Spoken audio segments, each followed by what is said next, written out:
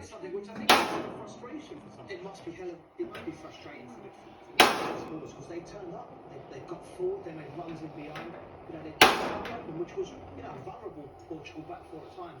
They got all we never scored easy goals. They just played within it. It was such a good in this game. And at times, but maybe it should have been a little bit more action in the 10, a little bit more runners in behind. And they nearly scores a fine goal. Great from the goalie. Why has he come that far? Come to the 6-yard line and the defender's getting across there. This made it very easy for João Felix to score the goal. Because if he stays on the edge of the 6-yard box, the guy's going to have to shoot really hard and well.